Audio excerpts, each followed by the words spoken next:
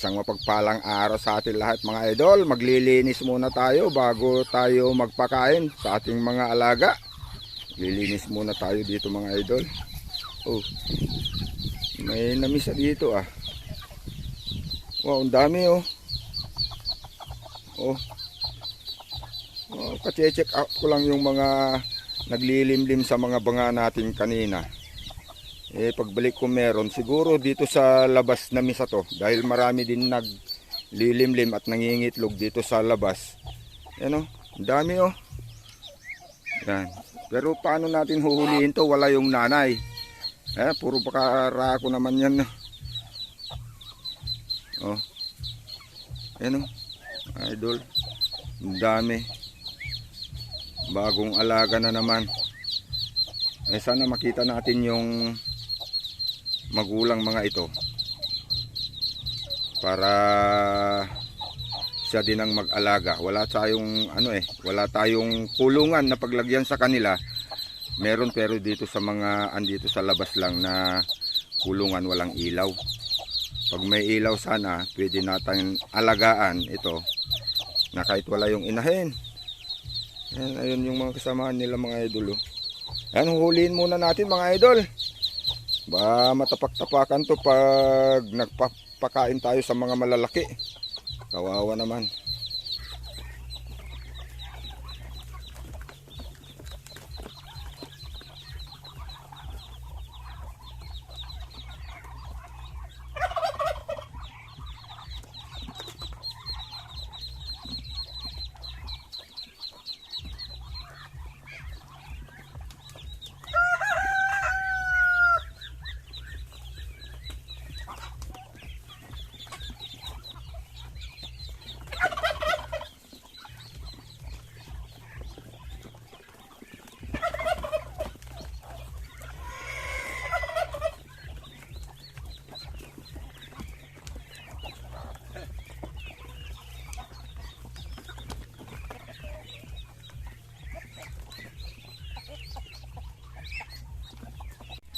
Ayan sila mga idol oh. Isang inahin. Ayun, siguro yun yung inahin. Yung may maingay dun eh. Ayan. Pero siguro pag nagpakain na tayo, makikita natin kung sinong maiiwan na pupunta rito mga idol. Ayan. Meron pa doon maingay. Ay, manok.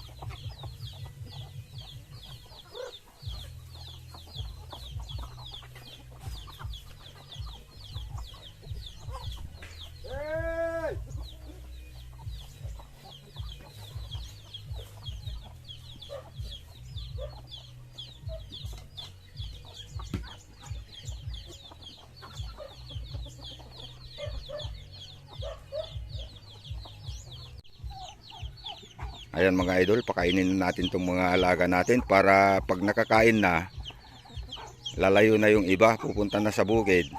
Makikita natin yung maiwan doon sa naglagyan natin doon sa mga sisiw mga idol. Ayan.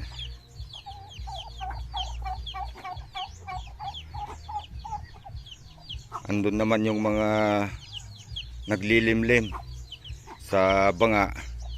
Wala pa naman na misa sa kanila, kaya dito sa labas na misa yun.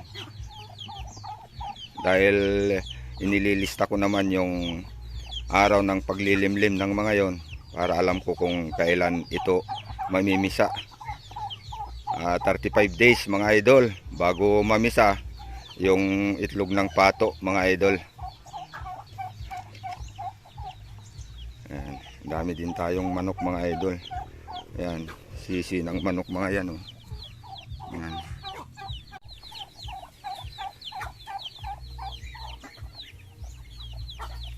Ayan, magpapakain lang tayo mga idol.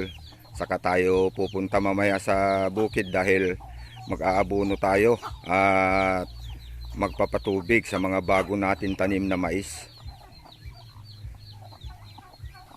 Ayan, hihintayin ko lang mga idol na makita ko yung inahin na namisa doon sa mga hinuli natin na bibe o pato na maliliit, yung bagong pisa.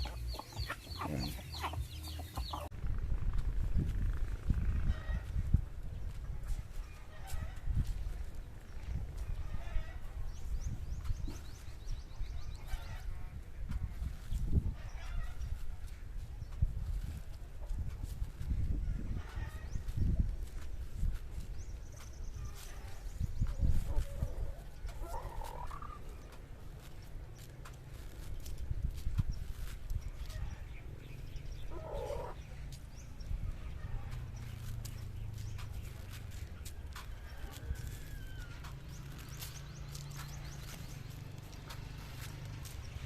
Yan, mag-aabono tayo mga idol bago natin patubigan.